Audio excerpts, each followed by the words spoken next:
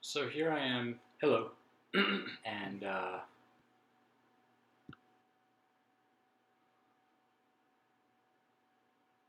This is going to be an episode about all sorts of great stuff.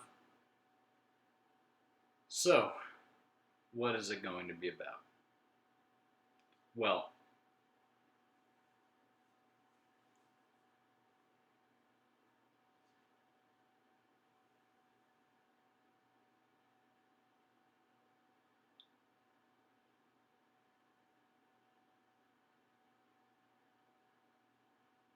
I've been playing Castlevania. There's a certain sense of skill in a Castlevania game. This is this is a big cliche to the point where you might see it coming, but there's certainly an amount of skill in a Castlevania game similar to like a Dark Souls type game where they have a very particular setup. The gameplay works in a certain sort of way, and it's not incredibly intuitive, but that doesn't matter because get a load of this to give my little Pulp Fiction reference there. But it's it's not immediately intuitive, but once you realize how to work the controls and how the game system works, it's similar to using an unwieldy tool, but using it with finesse, expertise.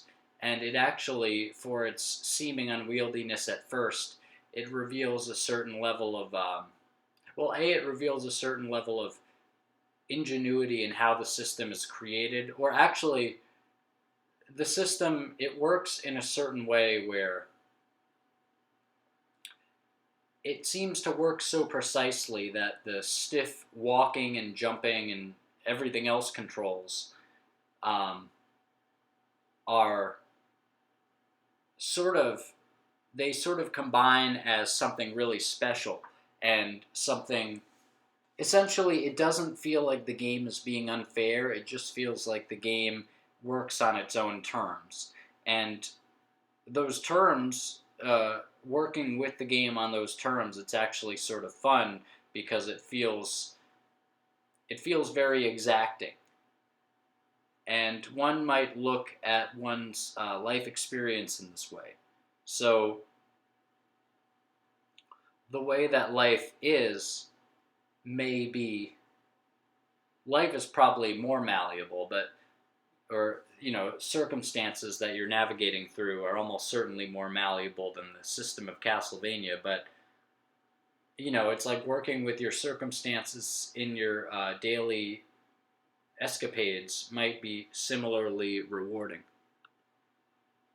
So yesterday I went to a liquor store, and there's still sort of a sense of novelty, a real big sense of novelty actually in going to a liquor store these days, because for so long, for 3 years, I was not allowed to buy alcohol.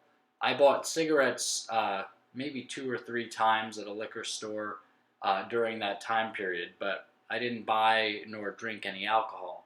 And now that I can walk in and buy alcohol there, I was just sort of walking around, and it was really strange. I sort of at first I went in there thinking like I'd like to get maybe like some kind of pack of beer and and I was thinking of maybe getting some kind of like hard liquor or something in a bottle.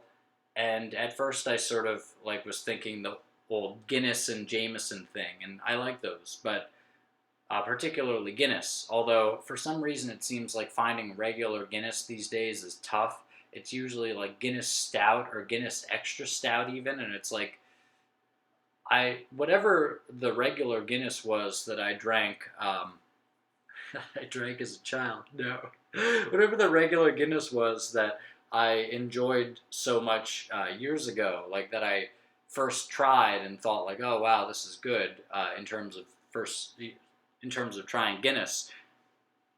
That kind I really like. Whereas the stout, and particularly the extra stout, but I think the stout as well, it's it's sort of punishing, and it's like I like to drink Guinness like a milkshake. Like I like to drink Guinness as sort of like sort of chocolate flavored beer or something.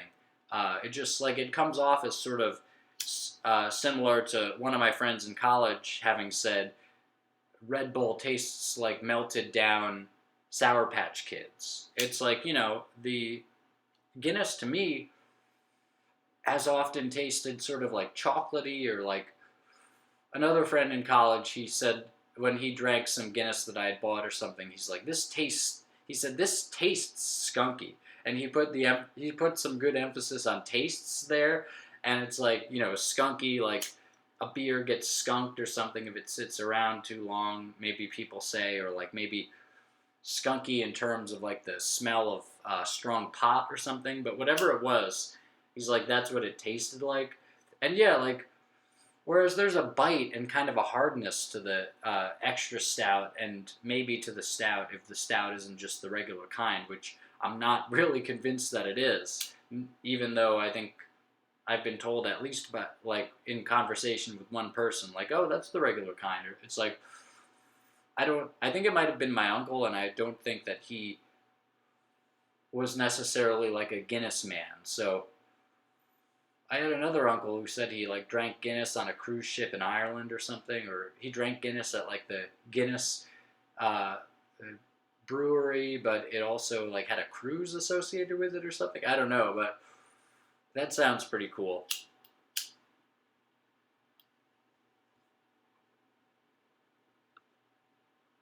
Anyway, I was sort of like thinking, I was sort of going in there more in a mode of Guinness and like Jameson or something. But then when I got to the liquor aisle, I thought like, you know what? I don't know. Maybe I'll look around. And I don't know. Like it felt a little like I was on the spot. Like sometimes it seems like liquor stores have been more high intensity for me. Maybe after the probation, particularly. And so often I'll sort of, it feels like I'm sort of rushing through a liquor store. Like I don't want to sort of linger. It feels like they'll catch me or something if I linger too long. I don't know. Like I'm gonna be caught for like a crime, and the crime is like being there. Um, and now that I'm off probation, it's not like legally actionable to be for me to have bought alcohol or something. So, I'm in there seemingly free and clear, but I was going a little more slowly and looking around a little more yesterday, and I ended up getting a Smirnoff Ice pack with 6 bottles of like Smirnoff Ice screwdriver flavor, which was actually pretty good. And then I got a blue raspberry Svedka bottle, and it was sort of this ethereal kind of magical. Oh, here it is. It's like actually more like cotton candy blue, and then some like sort of cotton candy kind of magenta actually, and like the silver top, and it's in this sort of like kind of stately but sort of fun, almost zen shape.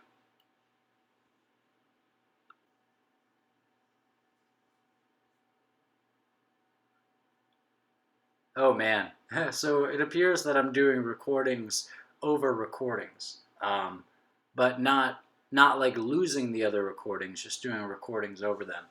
So if I go all the way to the end, then this one might actually have the video be shorter than the audio, which I don't think this movie thing allows. So I guess I'll just think of not going all the way to the end. And it might be disjointed what I'm seeing. Well, it would be disjointed what I'm seeing on the screen, and what you're seeing when I say this, which I think might lend some kind of like goodness to it, or like in sort of an interesting way, or it might just sort of feel kind of out of sync, which would not be great. Um, and as they say, if it isn't perfect, it's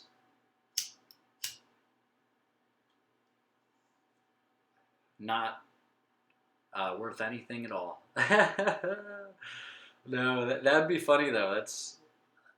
There is an episode I said something similar to that, right? Anyway, that might have been in the Scraps episode, but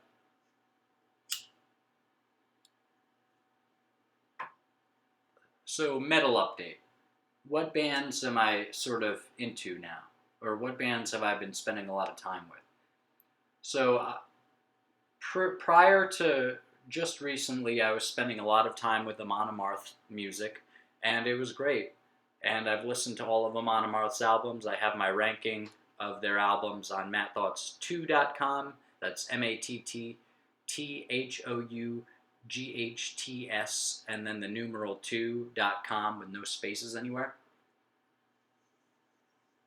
Yeah, that Amon Amarth, I love Amon Amarth. They're so awesome, and it's sort of disappointing to see that they don't seem to carry quite as much capital on Metal YouTube. But I understand there are some bands that are just like really, like Amon Amarth are so good, but then like if you listen to the band Death, it's like, oh man, like Death is just.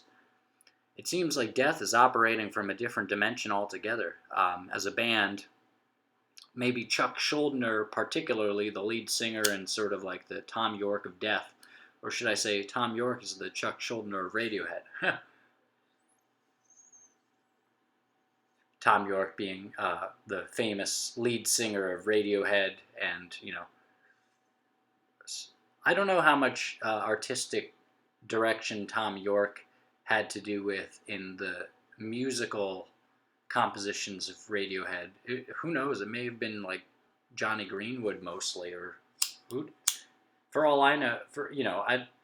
I think it was like a collaborative effort, but I imagine it was. But I don't know. Tom York just has the vibe of like the genius, But Greenwood has a bit of a genius vibe too. And anyone who's seen Greenwood's or seen the movies that Greenwood had done scores for. I mean, man, The Master, Paul Thomas Anderson movies alone that he like helped with. The Master, There Will Be Blood, just really good stuff. I think did he do Phantom Threads music as well? I don't know if he did anything for Licorice Pizza, but anyway, as this is not the non-metal rock nor the movie channel, I shall proceed. So I've recently been getting more, and prior to that I was like listening to the rest of Megadeth. I had been listening through Iron Maiden, listening through Metallica. Now I've sort of gotten to the hopefully listening through, I listened through a decent amount of Slayer as well, by the way, but not all of it yet. But listening through a decent amount of the Death albums and Morbid Angel albums. And actually, with Death, I have one album left to listen to and buy. That would be Spiritual Healing. Sort of an interesting name for the final album to get to in Death's discography. But Death is just so incredible. And that album, Symbolic, I have it as number 1 on my top 25 metal albums list on mattthoughts2.com, and it really earns a place. It's so good. There's this sort of kind of cigarette smoke quality to Chuck Schuldner's voice, and there's sort of this sense of like real hard, like sweating, back-breaking effort that's in like their music, and it's really a lot to handle, and yet there's just such genius in it and such an uncompromising sense of like a person who sort of goes along with their own principles and has sort of very firm principles. Like it sort of does, it feels kind of like Ubermensch music to some extent. Or actually sort of a Resentiment, sort of Untermensch, or a Resentiment kind of thing, but Ubermenschy kind of as well. Nietzsche might tear me a new one for that, but anyway. And then Morbid Angel I've been listening through, as I talked about on the other thing, the albums that I have of theirs. And, those are some exciting bands.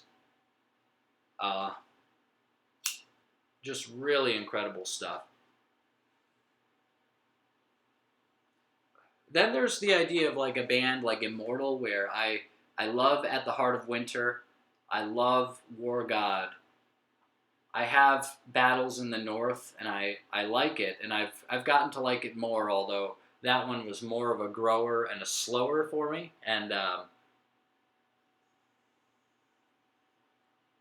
don't know if I've really gotten into it totally, or I don't know how much I've gotten into it yet actually. But with Immortal, it's like I like At the Heart of Winter and War God, or not War God, War Against All. It has a song called War God in it, or on it. I like those albums a lot, and it feels like they're sort of singular, and so I like Immortal, but I'm not sure. I feel a little hesitant going into Immortal, like I'm sort of walking into like a fine a grove of pottery, and it's fine pottery and like a bunch of stuff on glass tables, and if I move too quickly I might break it. It feels like something to go into a little more delicately, maybe. So maybe not so much of like I'm less interested in the band itself, as much as I feel like I want to take it very slowly going through some Immortal stuff. By the way, one of the funniest music videos of all time is Immortal, and it's like these three sort of hefty guys wearing what one might think of as Kiss paint, like paint similar to the band Kiss wore, but it's corpse paint in the black metal context, and so it is sort of different. But they look kind of like pandas, and they're standing there like I think the drummer's sitting there, which is probably even more impressive, really. And then the other guys are like standing there, and like they're standing on the side of a snowy mountain with their shirts off. And so it's like they often like sing about the cold, and often even their albums sound cold. Uh, at the Heart of Winter, particularly, sounds just like this beautiful, like icy winter's day. And anyway, but there's in this music video they're standing like in the snow on the side of a mountain, and it's also like a terrifying like deadly drop in front of them, and it's just like I don't know if they were actually there or if there are special effects going on, but it's really hilarious, and it's a really cool music video. It's really funny, um, and yet the music is so like interesting and fun. Like it's just I love Immortals stuff. They're so much fun to listen to, and yeah.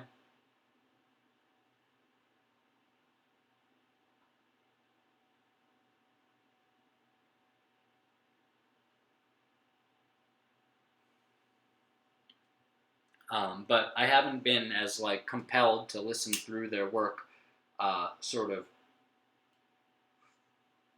steadfastly as or sort of doggedly, and or hard-headedly. Whereas with Death, once I sort of like started cranking it in more recently, it's like, oh, I want to listen to this album, that album, blah blah blah, and with Morbid Angel, it started to feel the same way. It's not like it's been like maybe more than a year at this point, actually. Or I think probably a little less than a year with both of those bands, but it's been a decent amount of time, but it feels like sort of like cranking into higher gear for like the home stretch or for the second half of listening to their catalogs, and whatever. Anyway, they're really good. Both bands, Morbid Angel and Death, both of them are really incredible. And those are fairly well regarded on the metal YouTuber channels. Uh,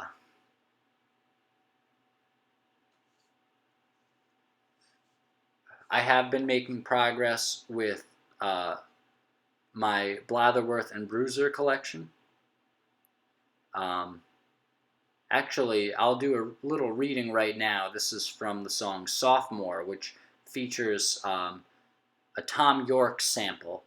Tom York saying, "It wears me out," from I didn't make the beat, but I added the sample. And so it's just a little clip, or a couple of little clips in the song of Fake Plastic Trees by Radiohead. But okay, Sophomore. It wears me out. I see my face in the mirror, staring right by me, frowning, at mistakes streaked all over the wall behind me. The hero inside me is drowning, but I can't hear his cries. I lie in the back of a cab driving. Past frightening lightning, hate the guy steering. He's taking me by my life's worst lyrics, and I paid for this shit, the typos I made. My hand's on the whiteout cap, I can't shear it. Mistakes break my bones, I'm casted shut. From the waist to the clavicle, blast me some ganja. Stoned I wish I was, ethics and morals, forbid the drugs, aching to let me wander. Away from these days, hounded me like dogs, which just got out the pound, can't wait to maul ya. It's all a matter of what you'd call a slip-up or a purebred disaster. Now look here, my dears, we examine a man who makes plans, who breaks plans, a sham in a handbasket. You can ask him why, we did, and he'd stand asking us why, and bust by, and time to be the man crashing cars. Damn it, he'd do it again.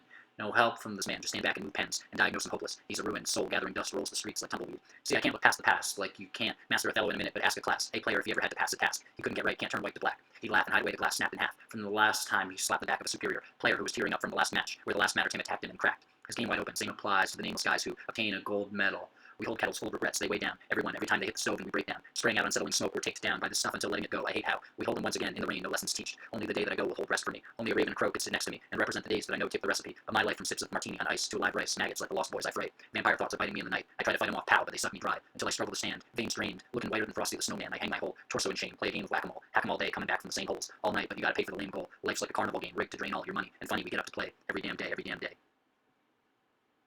Now look here, my dears, we examine a man who makes plans, who breaks plans, a sham in a handbasket. You can ask him why. We did, and he'd stand asking us why, and bust by, in time to be the man crashing cars. And damn it, he'd do it again. No help from this man, just stand back and move pens, and diagnose him hopeless. He's a ruined soul, gathering dust, rolls the streets like tumbleweed.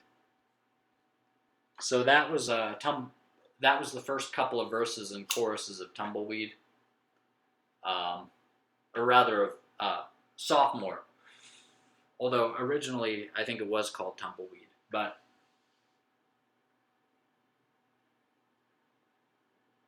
I'm looking forward to having this collection all transcribed and written down. I don't know, I think it could come off sort of fun, in kind of a fun, kind of airy Billy Collins sense, but also something maybe a little more seemingly postmodern or kind of denser in some places than others maybe. But I think it could work out well. And I've got a few quotes, a couple in the front of the book, one in the back.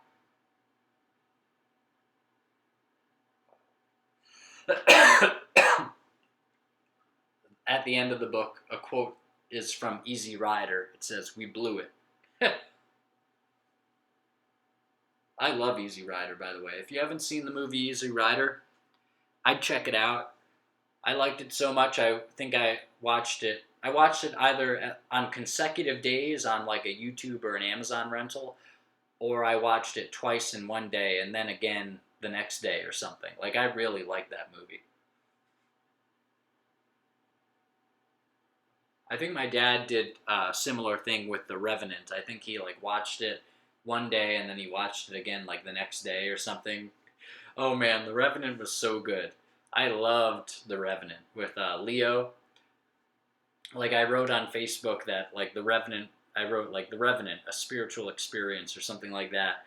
And a girl commented and said that her brother had said the same thing, or I think her comment said like maybe like my brother said the same thing or something like that. It's like The Revenant was awesome. Um, Maybe it was sort of like a masculine movie too, like, you know, the whole movie is just Leonardo DiCaprio like crawling and, you know, hunching his way through the snowy wilderness as he's like trying to escape his pursuers or something. It's awesome. And it's not that short either. It's pretty long. It's, oh man. There's a scene where he gets up on a horse and he starts riding, and I think someone who had seen the movie might know what I'm talking about. I'm not going to say any more about the scene, but it's freaking awesome.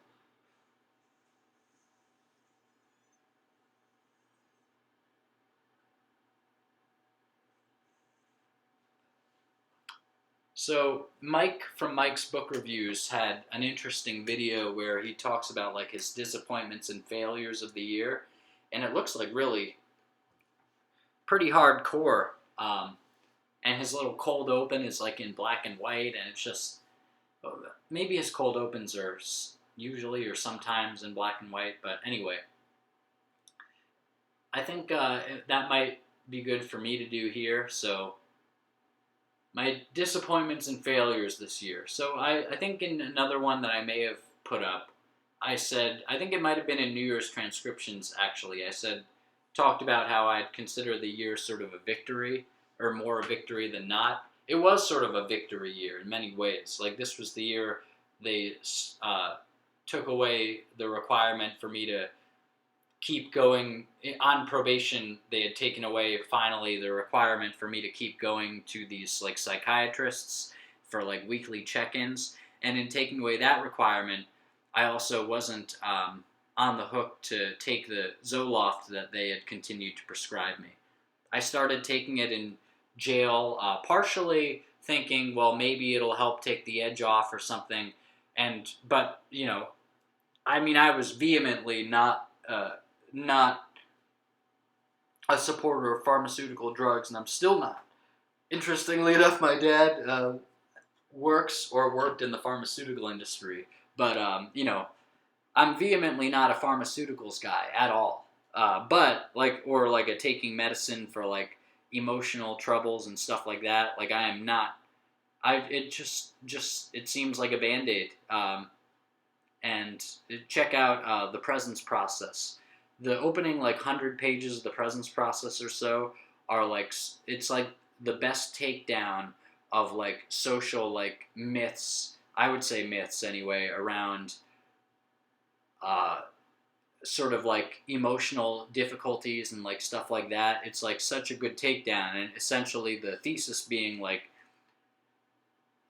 you're not gonna resolve your sort of emotional trauma and stuff by like suppressing it with like drugs or alcohol or you know pharmaceuticals in the drugs category, and maybe people consider alcohol in the drugs category as well, or you know all this stuff. And it has this like section on addiction, and it's like really interesting. I didn't think I was like that interested in like addiction and stuff, but that section was like super incredible. And of course, it's addiction in a broader sense, not just to like drugs and stuff, but really good stuff. Talks about how the AA programs are like really not getting to the heart of the issue. I guess I could see them like helping out if you really take it seriously to like surrender to a higher power in some sense. That could help. That could sort of go hand in hand with like emotional resolution and stuff like that or whatever. But it, you know, and you know some people have said, well, you know, 12-step programs have really helped people, and you know maybe they sort of help as a crutch, but it doesn't seem like they're sort of it doesn't seem to me or to Michael Brown in the Presence Process, and it's the revised edition really that I'm referring to. You know, it doesn't seem like they really get to the root of the matter. Hold on, I will be right back.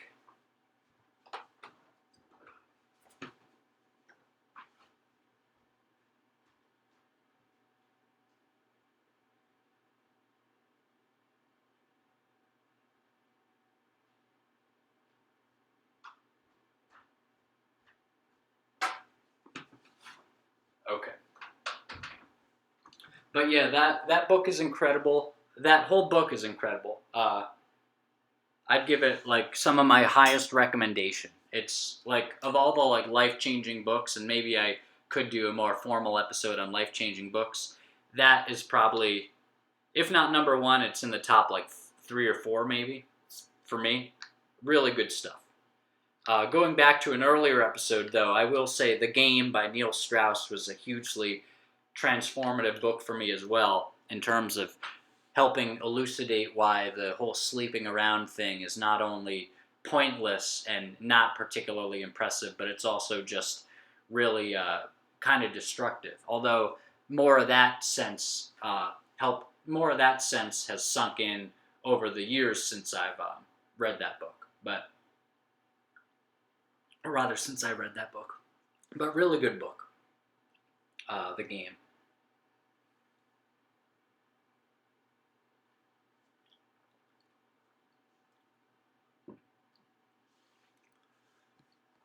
Uh, let's see.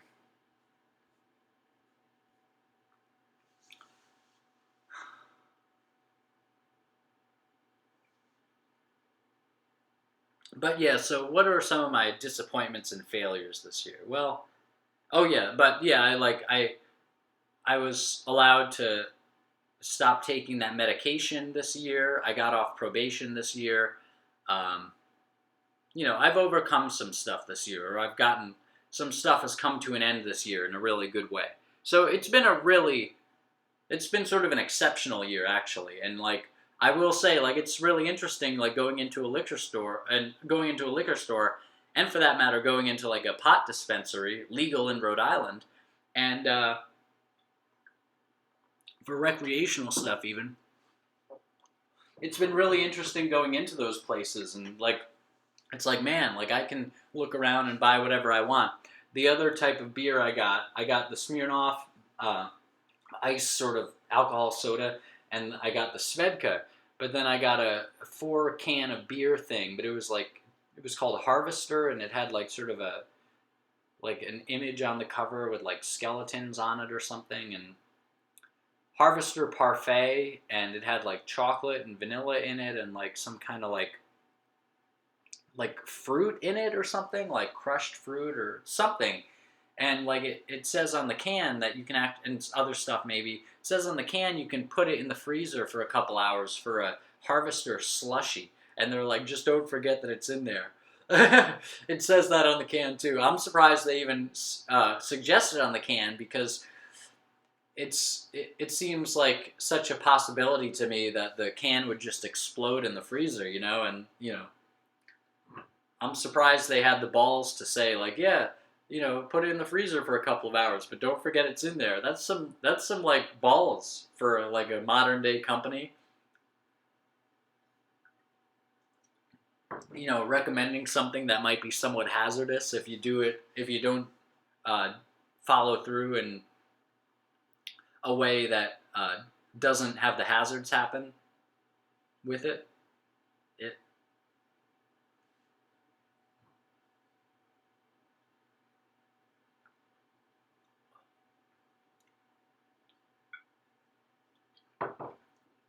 okay. So while they're going to need a some may feel that they're going to need a chart to get through this episode. Nevertheless, let's move on to some more fun stuff, and some of that fun stuff is going to be poetry reading. So let's see what Keats they have in this Norton anthology collection.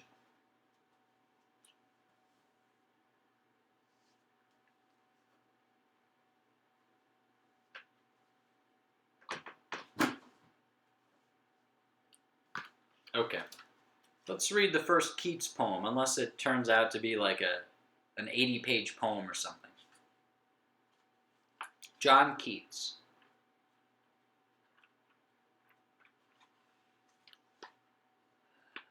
Lord Byron, Tennyson, Emerson, Keats. Okay, here we go. John Keats.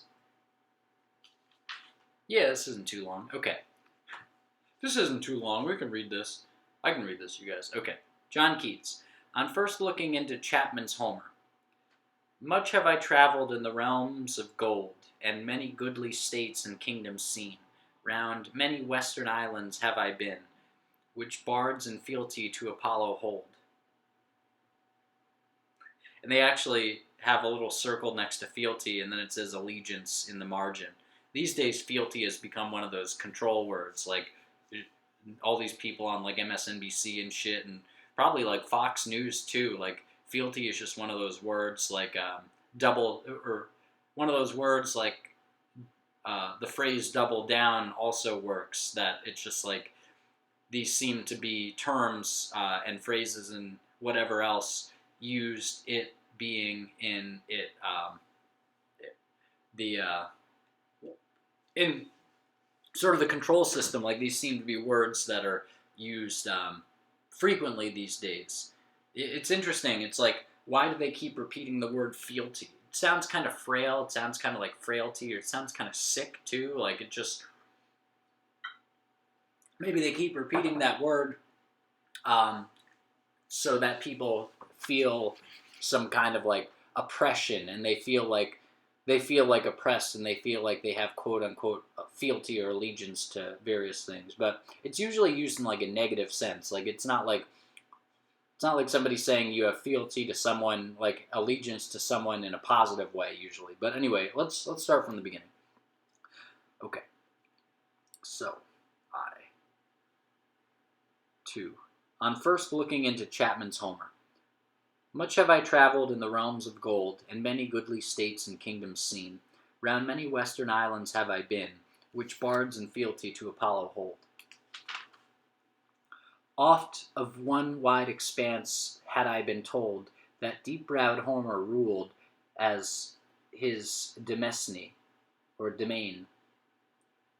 Yet did I never breathe its pure serene, till I heard Chapman speak out loud and bold. Then felt I like some watcher of the skies when a new planet swims into his ken, or like stout Cortez when eagle eyes he stared at the Pacific, and all his men looked at each other with a wild surmise, silent upon a peak in Darien. They say Keats writes beautiful poetry, and that's beautiful. Seeming just upon this first reading of it, I don't know if I've read it. I think I have read this before, but um, I don't know if I've like really read it with much concentration before and thought about it. But it seemed, the poem seems to be about like Keats having not really appreciated the works of the poet Homer, and then he heard somebody read them out loud, Chapman, I suppose, and they read them out loud in a really engaging way, and now he sets up this scene of like uh, realizing, like seeing the beauty in Homer's works, or in Homer's work, like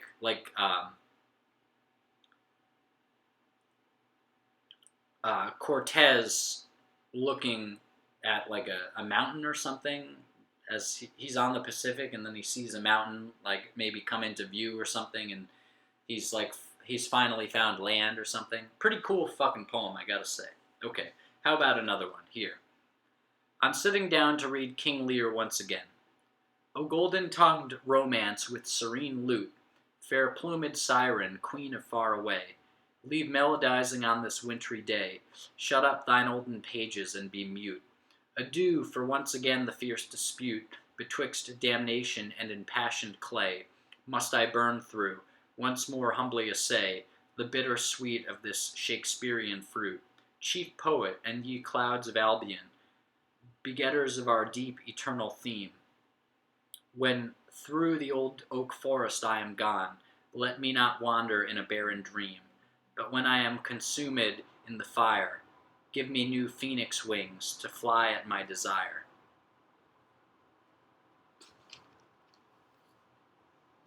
What a nice poem too. This one also about like appreciating others' works. That's interesting. It's sort of like at a certain point, the poets just start looking back and writing poems about how good the original poems had been. Like that's interesting. But yeah, I think that's really good poem. Um, Keats is really good. Uh, I've got to say. Then again,